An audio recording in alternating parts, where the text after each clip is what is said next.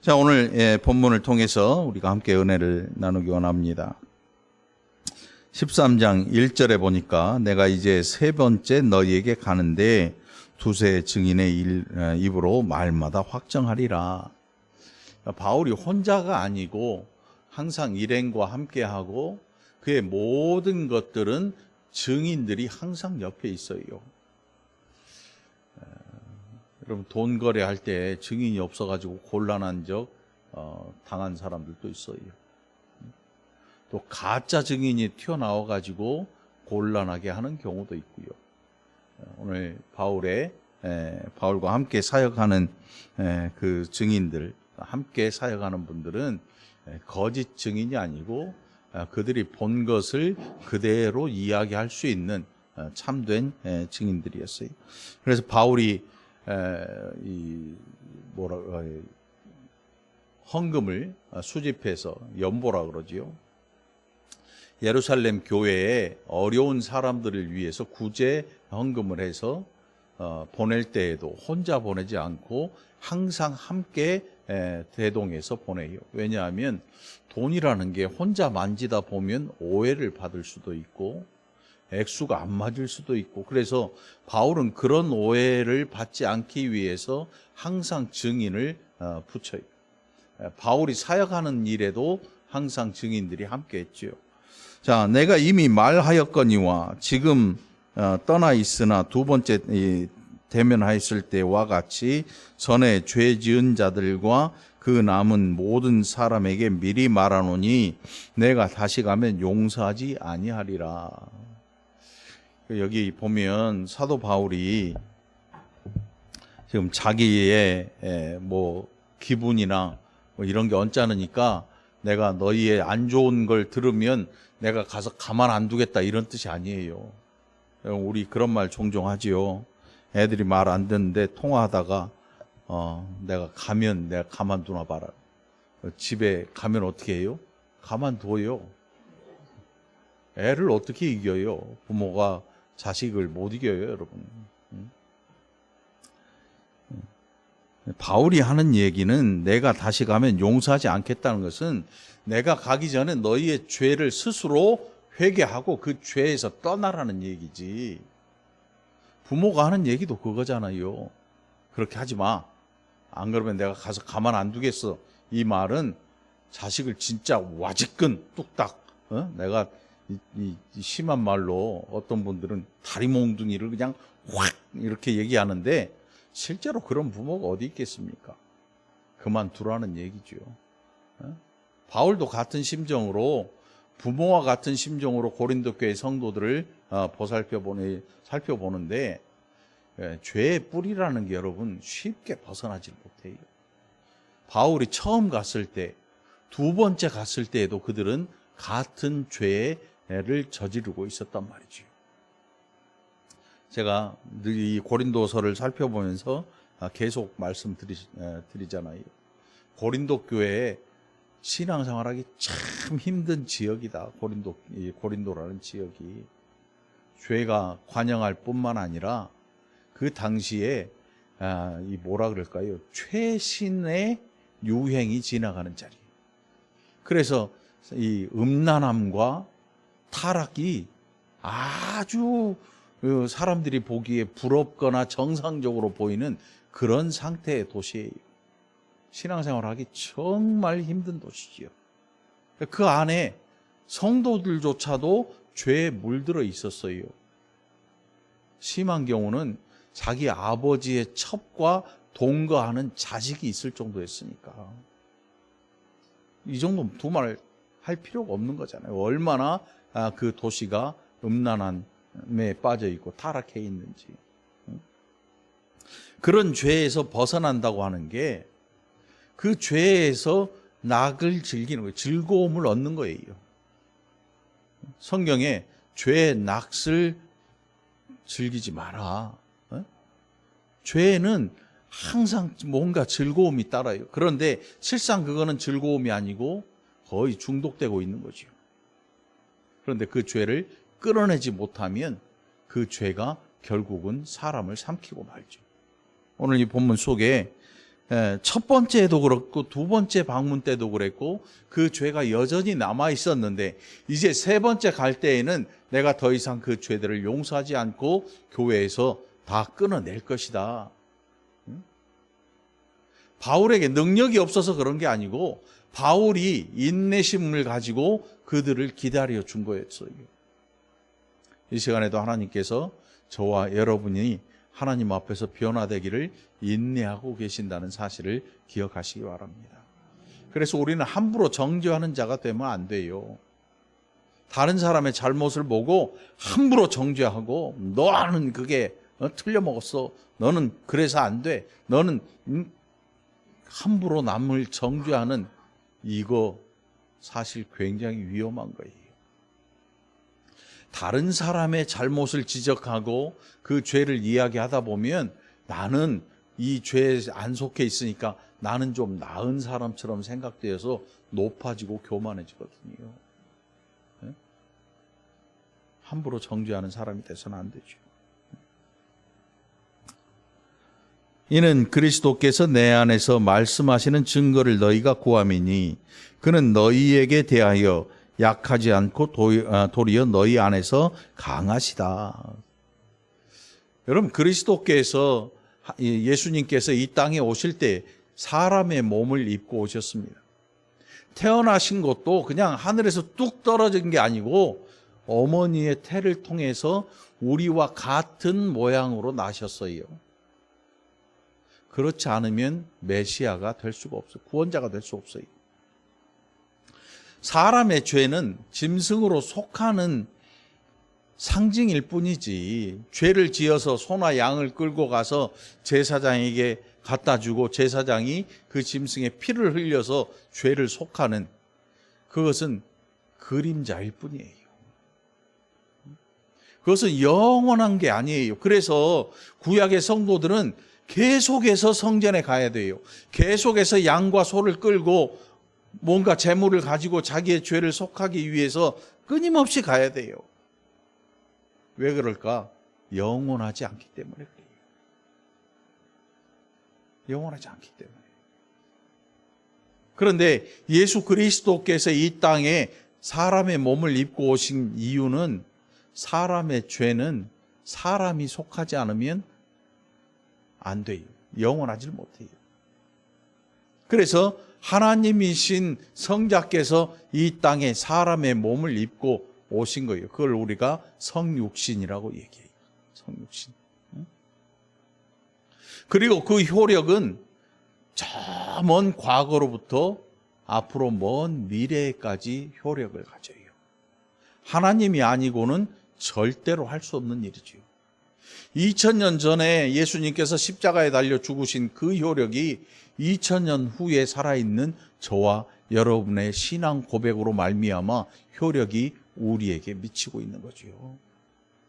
그리스도는 약하신 게 보였어요. 사람들에게. 얼마나 약하면 저거 십자가에 매달려 죽냐. 그가 가진 능력은 실로 엄청난 것이었어요. 그런데 십자가에 달려 죽으셨단 말이에요. 그런데 그 십자가에 달려 죽으심은 진짜 약하신 게 아니고 사람들의 눈에 약해 보이셨는데 십자가에 달리신 그 이유는 하나님 앞에 순종함으로 이루어진 일이었거든요. 순종함으로. 그래서 4절에서 그리스도께서 약하심으로 십자가에 못 박히셨으나 하나님의 능력으로 살아계신다. 이 하나님의 능력으로 살아계신다는 이 말 가운데에는 우리의 살아남도 포함되어 있어요, 여러분. 우리는 김유옥 집사님 뵐 때마다 그 짝으로 계셨던 우리 고 이영호 권사님을 늘 기억할 거예요. 기억 안 날 수가 없지요. 기억 안 날 수가 없어요. 그 권사님들하고 얘기하다 보면 생각이 안 날 수가 없어.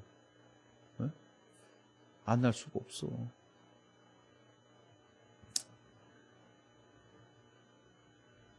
이게 사람이 이 땅에서 삶을 마치고 사라져버리는 게 아니고 하나님께서 우리를 옮겨 놓으시는 그 나라가 분명히 존재해요.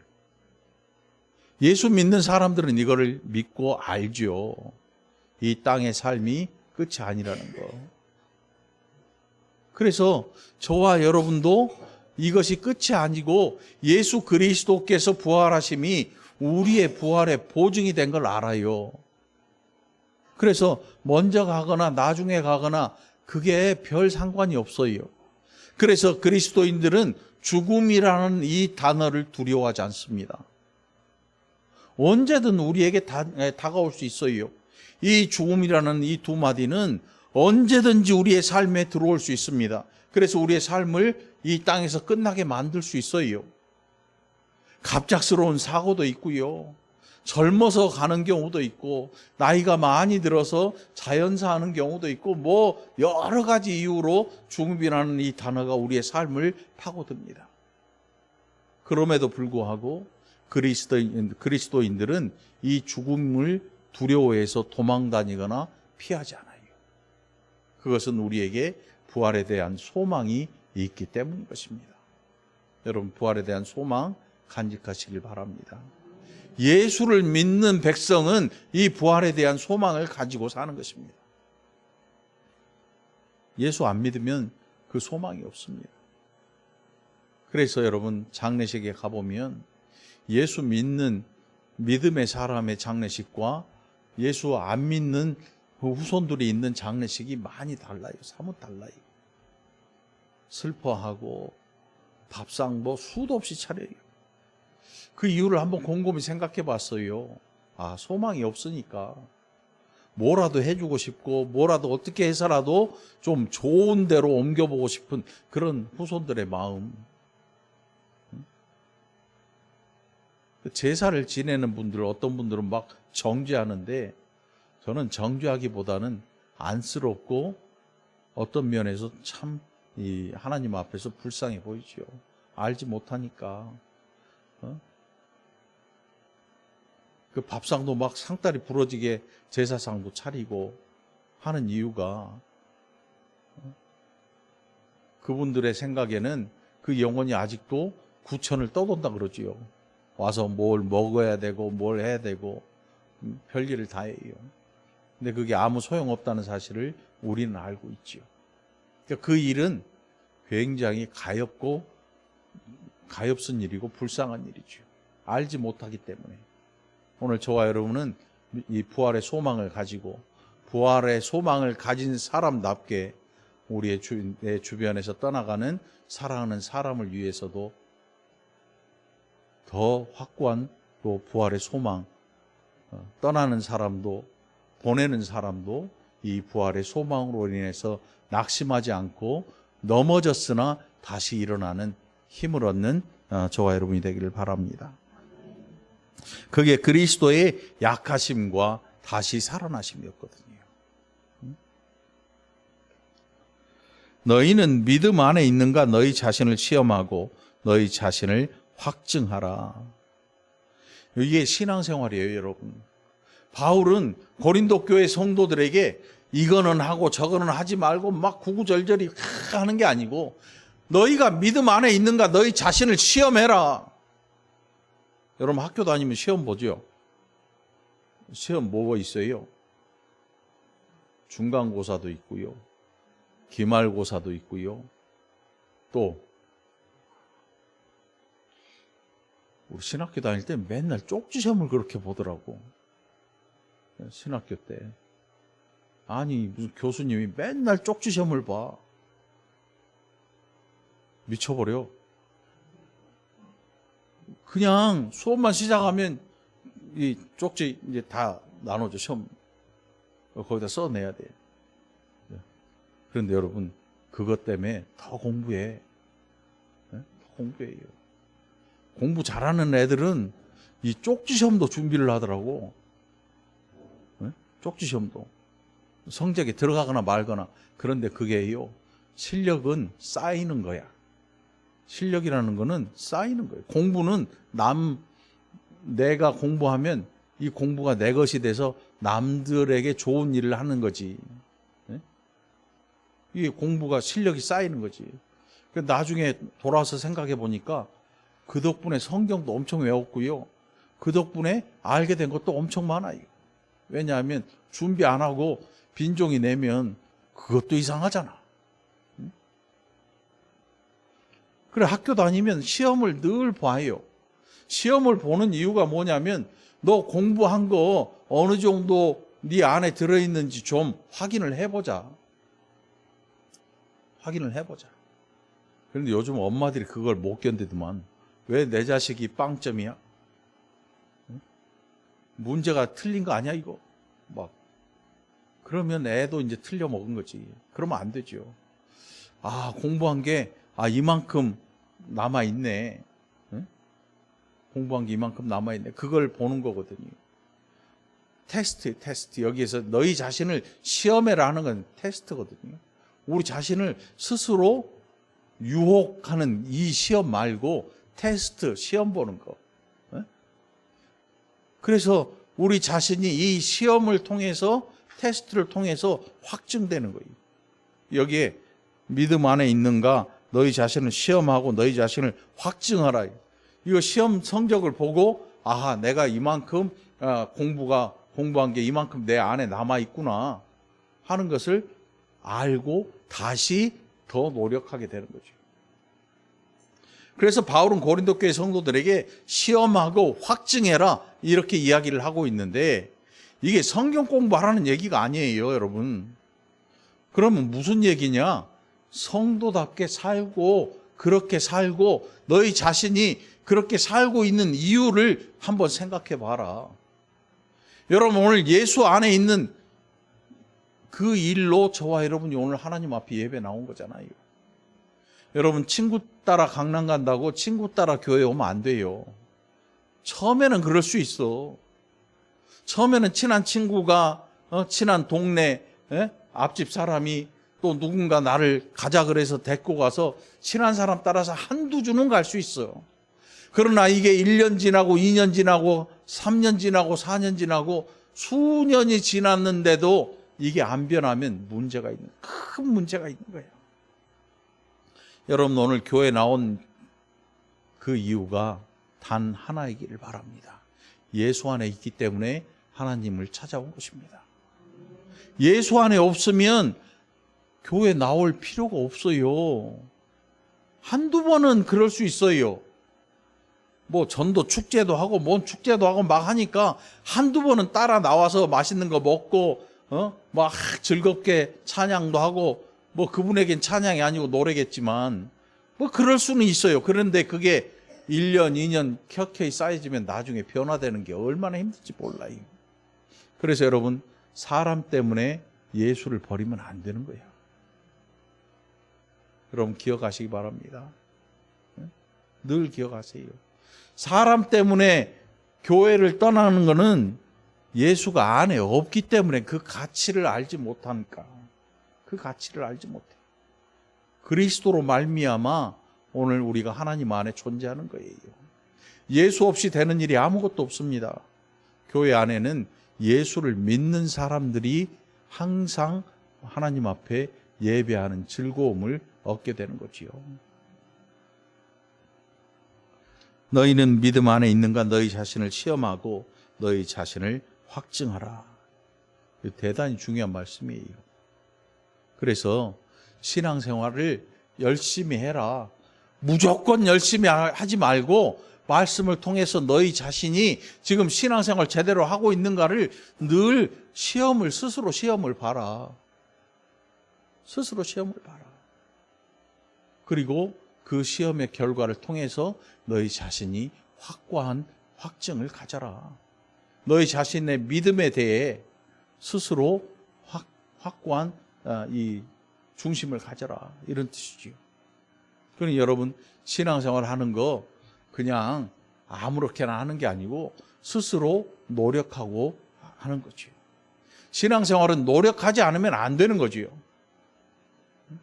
그냥 덜렁덜렁 주일만, 일요일만 다니는 성도가 돼서는 안 돼요. 그러면 수요일, 금요일 나와야 됩니까? 아니, 그게 아니고 수요일, 금요일 안 나와도 돼. 그런데 주일에 한 번만 나오더라도 여러분 스스로가 예수의 사람이라는 사실을 스스로 확증해야 돼요.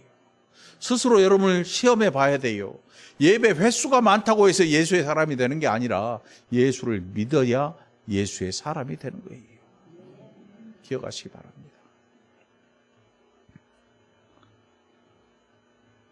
예수 그리스도께서 너희 안에 계신 줄을 너희가 스스로 알지 못하느냐.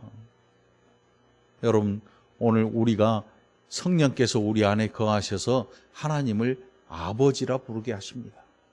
한번 따라해 볼까요? 하나님, 아버지. 실제로 여러분 예수 안 믿으면 하나님 아버지 소리 못해요. 엄청 이상할 거 아니냐고. 우리 아버지는 집에 있는데, 우리 아버지는 지금 저 산소에 있는데 그 아버지를 또 불러? 그래서 조선시대에 우리나라에 복음이 처음 들어올 때 우리 이 기독교가 핍박당한 이유 중에 하나가 아버지가 또 있습니다. 그런 이상한 가문이 없잖아. 하나님을 아버지라 부르니까 아버지도 하나님을 아버지라 부르지, 아들도 하나님을 아버지라 부르니까 이게 족보가 꼬이는 거야. 족보에 기대해서 살던 그 양반네들이 말이 안 되는 거야. 그래서 기독교를 더 멀리.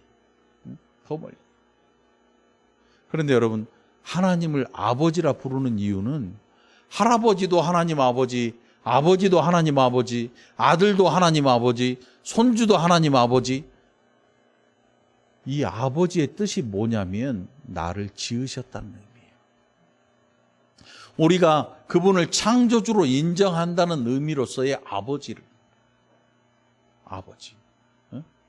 그래, 하나님 아버지, 하나님을 아버지로 부르지 않는 자는 성령이 그 안에 거하지 않으신 거예요. 여러분, 하나님을 아버지로 인정하는 일, 대단히 중요한 신앙 고백이기도 한 것입니다.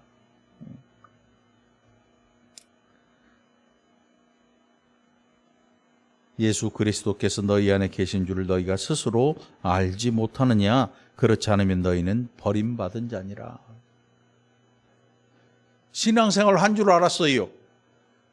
하나님의 이름을 막 불러요. 예수님께서 하신 말씀이 뭐냐면 주여 주여 하는 자마다 다 천국에 갈 게 아니고 아버지의 뜻대로 하는 자가 천국에 가게 된다. 예수를 믿는 것처럼은 보이는데 언제 이 모습이 본성이 드러나느냐 하면 위기 때에 나타납니다. 위기가 되면, 위기가 닥쳐오면, 어려움이, 환란이 닥쳐오면 그때에는 예수를 믿는지 안 믿는지가 드러나게 돼요, 여러분.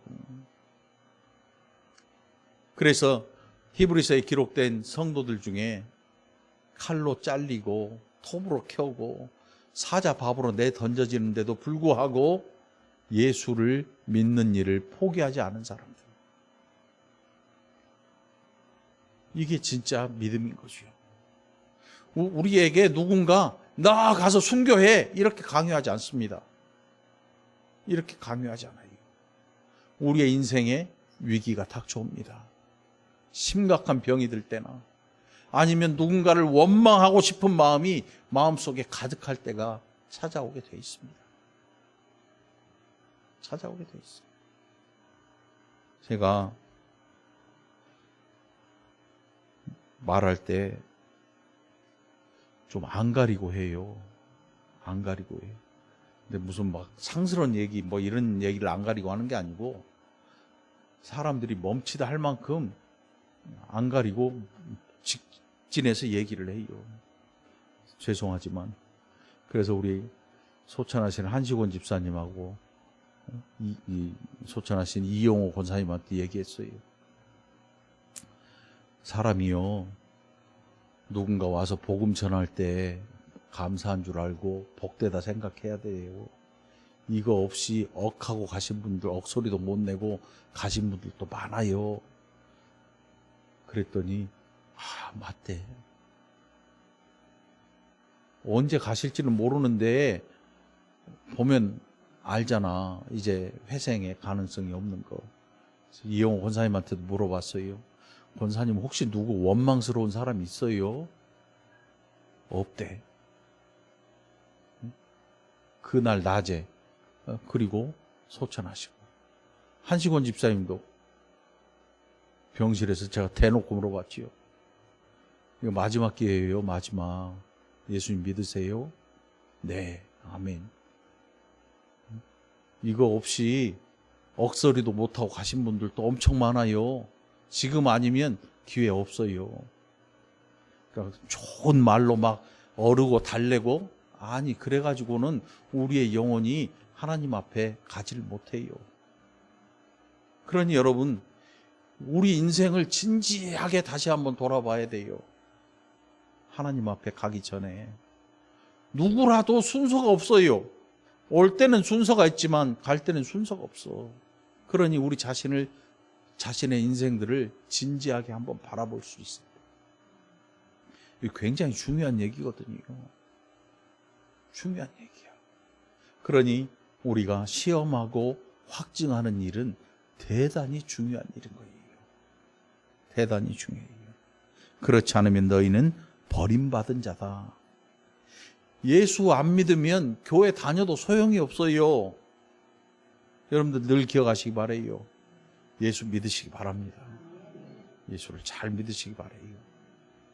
멋들어지게 교회 생활하는데 예수를 안 믿을 수도 있어요. 예수 없는 사람이 신앙생활 하고 있는 모습처럼 보여질 수는 있어요. 그러나 위기가 닥치고 환란이 닥치면 그게 나타나요. 우리의 본성이 드러납니다. 예수의 사람은 예수를 붙들 것이고 세상 사람은 세상을 붙들게 될 것입니다. 우리가 결정할 수 있는 게 없어요.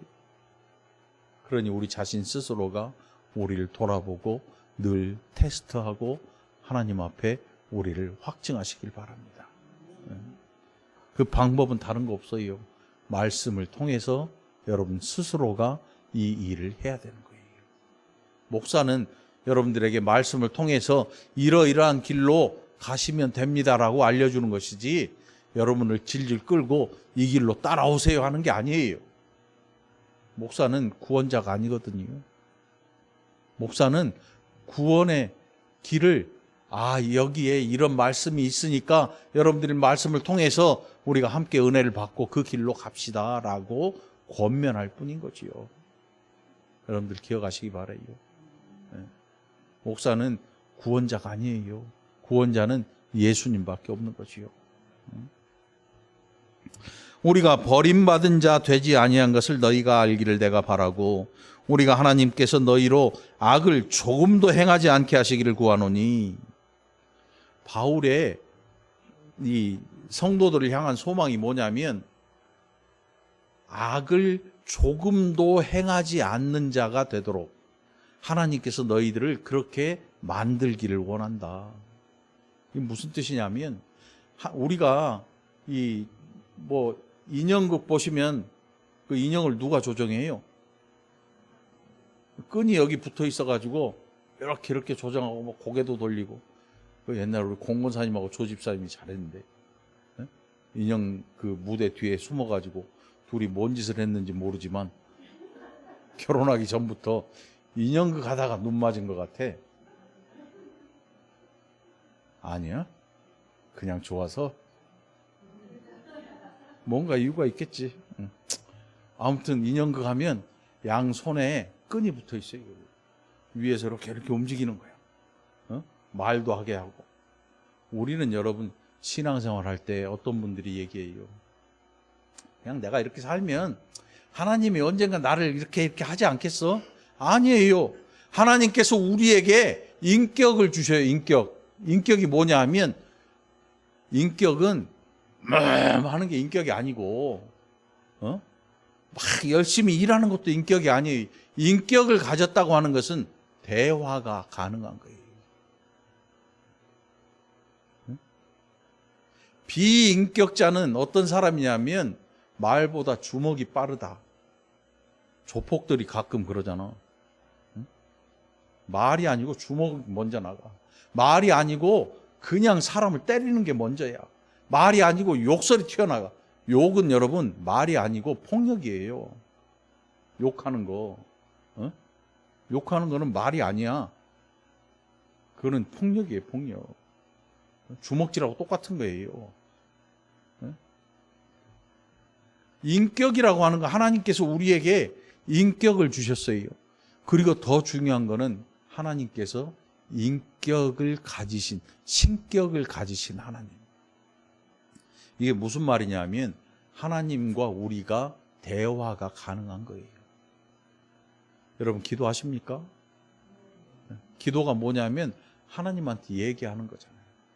묵상하는 시간에 우리는 하나님의 음성을 들어요. 막 꿈처럼 막 이렇게 뭐 듣는 분도 있다고 하는데 그거 뭐 어쩐지 모르겠고, 아무튼 하나님과 우리가 대화가 가능해요. 그 대화의 가능성을 우리는 성경에서 찾아요. 하나님이 실제로 저 높은 산 아니면 어디 막 기도원 구석탱이 갔는데 거기서만 말씀하시는 하나님이냐? 절대 아니에요. 골방에서도 우리에게 말씀하셔요. 우리가 묵상할 때 하나님 말씀하시고, 우리가 길을 걸어갈 때도 말씀하세요. 어디에서나 우리와 함께 하시고 우리에게 말씀하세요. 듣지 못하는 이유는 우리가 들으려고 하지 않기 때문에 그래요. 하나님은 늘 우리를 향해서 말씀하고 계시죠. 하나님께서 고린도 교회 성도들에게 악을 조금도 행하지 않게 하시기를 구한다. 이게 사도 바울의 마음이고 하나님께서 그들을 그렇게 변화시켜 주기를 바울이 기도하고 있었던 거예요. 여러분 살면서 어떻게 조금도 행하지 않을 수가 있습니까? 우리 박 장로님 말씀 따라 최종숙 권사는 너무 좋아요. 10 중에 2-3개는 뭐 그럴 수도 있고, 자랑을 하시더라고. 다 좋을 수는 없지요. 2-3개는 빼고. 2-3개가 뭔지는 모르겠지만 아무튼 그래. 우리가 신앙생활을 하다 보면 성경에 짐짓 범한 죄, 우리가 알지 못하고 지은 죄도 있고요, 육신이 연약해서 지은 죄도 있고요, 뭐 별 죄가 다 있어요. 그런데 고린도 교회 성도들을 향한 바울의 마음은 어떤 거냐면 그들이 거룩해지기를 바라고 있었던 거예요. 하나님 앞에서 거룩해지기를 바라고 있어요. 그런데 그 이유가 너희가 죄 가운데 있을 때 우리는 죄를 안 지었기 때문에 우리가 옳은 자가 되어서 너희들에게 큰 소리를 칠 수 있느냐. 예수님 당시에 그런 일이 있었습니다. 길 한복판에 한 여인이 가운데 나와 있어요. 수많은 사람들이 손에 돌을 들고 던질 준비를 하고 있습니다. 간음한 여인이었어요. 남자는 어디로 가버리고 없고 여인만 남아있어요.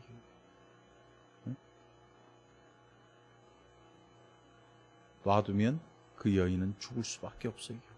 율법에 의해서 간음한 여인은 율법에 의해서 돌로 쳐서 죽여도 누가 할 말 없어요. 여인이 앉아 있습니다.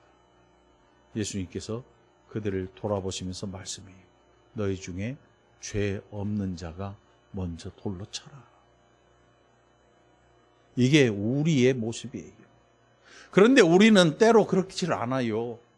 예수님이 죄 없는 자가 먼저 돌로 쳐라 말씀하시는데 이 말씀하기 전에 우리는 손에 돌을 던져버려요. 이게 우리의 모습이에요. 교만이지요.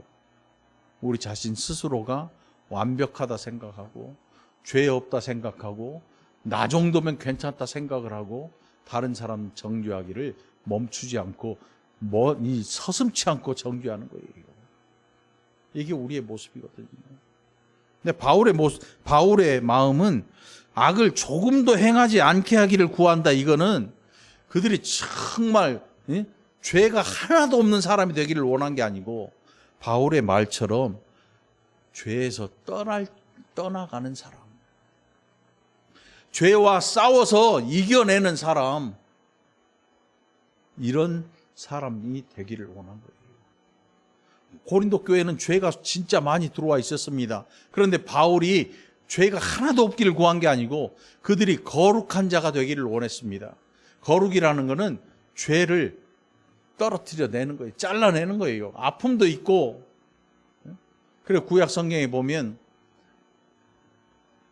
바벨론 포로기 이후에 성전을 지을 때 학개 선지자가 학개서에 보면 어떤 사람들이 있었냐면 유대인들의 족장들과 또 유력한 가문의 사람들이 이방 여인들을 데리고 와요. 그 데리고 오는 이유가 뭘까요?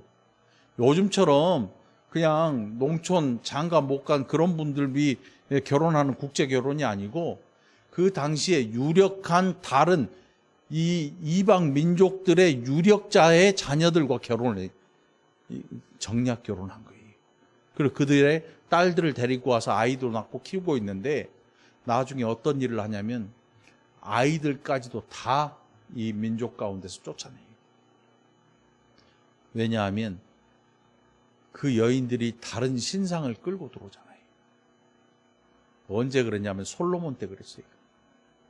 솔로몬이 능력이 너무 뛰어나서 주변 나라들이 정략 결혼하려고 왕이 자기의 딸들이나 이런 여인들을 보내요. 그 나라에. 그러면서 들고 간 게 뭐냐면 신상들 다 들고 가요. 그러니까 솔로몬의 궁전을 이 우상 백화점을 만들어버린 이유가 바로 거기에 있어요. 솔로몬이 이거를 막았어야 되는데 안 막아요. 이 뿌리가 이스라엘을 결국 망하게 하는 뿌리가 돼요. 엄청난 깊은 뿌리가 되죠. 우상을 버리지 못하고.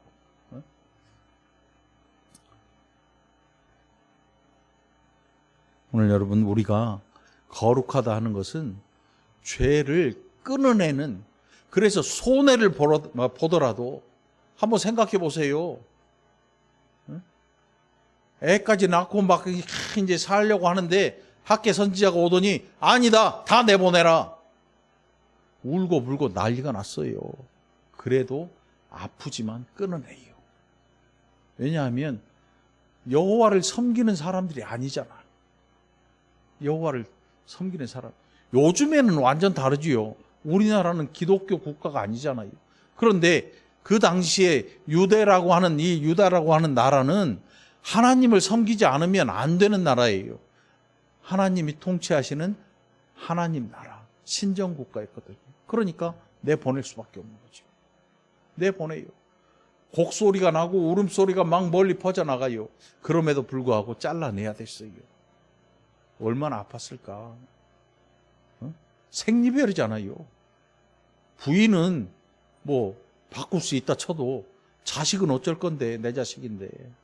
아이들이 울고불고 매달리는데 그럼에도 불구하고 잘라내서 내보내요. 자기 고향으로 돌려보내요. 죄를 끊어내는 것은 때로 큰 손해를 감내해야 되는 경우도 있지요. 많은 사람들을 잘라내야 되는 경우도 있고요. 오늘 바울의 이야기를 들으시기 바랍니다. 하나님께서 너희로 악을 조금도 행하지 않게 하시기를 구한다. 이것은 우리가 옳은 자임을 나타내기 위해서가 아니고 하나님께서 너희가 선을 행하는 자가 되게 하도록 하나님이 그렇게 행하시기를 바란다. 8절에 보니까 우리는 진리를 거슬러 아무것도 할 수 없고 오직 진리를 위할 뿐이니.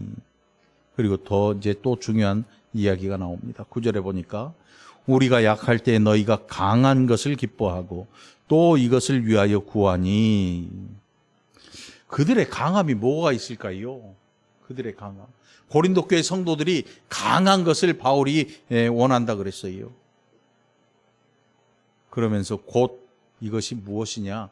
너희의 강함이 뭐냐 하면 너희가 온전하게 되는 것이다. 온전하게 되는 것이다.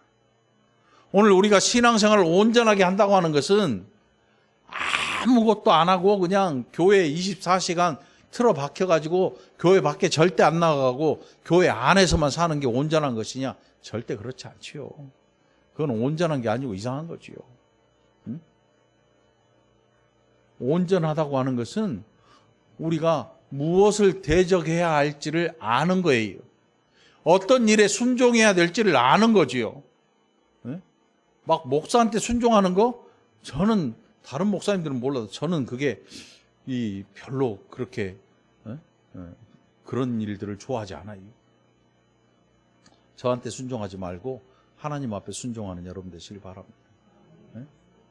뭐 저하고는 그냥 친구처럼 아니면 뭐 다른 아무튼 저는 좋은 목사가 되고 싶지 여러분들이 순종하고 따르는 그런 카리스마 있는 그런 목사감은 못 되는 것 같으니까 아무튼 여러분들 그렇게 대해 주시길 바라고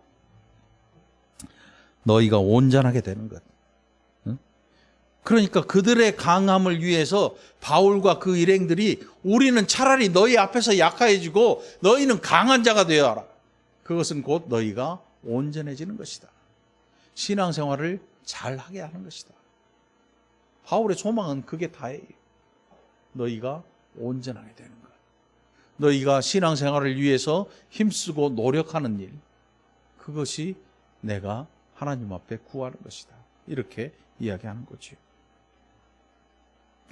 그러므로 내가 떠나 있을 때에 이렇게 쓰는 것은 대면할 때에 주께서 너희를 넘어뜨리려 하지 않고 세우려 하여 내게 주신 그 고난을 따라 엄하지 않게 하려 함이라. 나는 당신들이 변하기를 기다립니다. 이게 바울의 이야기예요. 하나님께서 당신들을 쓸어 넘어뜨리기 위해서 그렇게 하시겠습니까? 그게 아닙니다. 쓸어 넘어뜨리기 위해서 죄를 드러낸 게 아니고 당신들이 변화되어서 하나님의 온전한 사람이 되는 것, 그것이 하나님이 당신들에게 원하는 것입니다. 이 이야기를 하고 있는 거예요. 여러분 신앙생활 할 때 목사가 큰 죄에 대한 이야기를 해요. 그런데 여러분 그래도 목사는 대접받고 살아요. 밥도 사줘, 용돈도 줘. 뭐 이게 아이고 목사님하고 존칭도 붙여줘. 그런데 옛날 구약의 선지자들은 그게 없었어요. 돌에 맞아 죽었어요.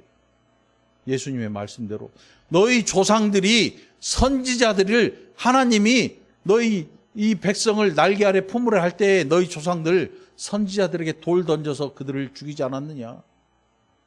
실제로 선지자는 대접받는 일이 참 드물었어요. 왜냐하면 싫은 소리만 하니까. 멀쩡하게 떵떵거리고 살고 있는 사람한테 와가지고 하나님이 그러시는데 너 그따위로 살면 안 된대. 너 망한대. 너 죽는데. 하나님이 진노하신대. 라고 말하는데 어떤 사람이 좋은 소리를 하겠냐고. 존경하겠냐고. 여러분들 기억하시기 바랍니다. 하나님의 음성이 여러분들에게 들려질 때 돌 집어들지 말고 순종할 준비하시기 바랍니다. 순종이 제사보다 나아. 듣는 것이 수양 1000마리 10,000마리를 잡아서 죽여서 기름 흘려 보내는 것보다 낫다는 거예요. 여러분 하나님 앞에 순종하는 기쁨, 순종하는 즐거움, 순종하는 제사 하나님 앞에 잘 드리고 그렇게 지내는 저와 여러분이 되기를 간절히 축원합니다. 기도합시다. 하나님 감사합니다. 우리가 얼마나 교만한지, 때로는 다른 사람의 죄로 인해서 내가 높아지는 줄 알고 또 그것을 정죄하는 일을 멈추지 않고 하나님 앞에서 교만하게 살았던 일들이 얼마나 많았는지 이런 못지간 우리를 용서해 주시고 하나님 앞에서 우리 모두가 다 겸손한 자들로 발견되고 하나님 앞에서 거룩해지기 위해서 힘쓰고 노력하는 복된 자들 다 되게 해 주옵소서. 감사드리옵고 예수님 이름으로 간절히 기도옵나이다. 아멘.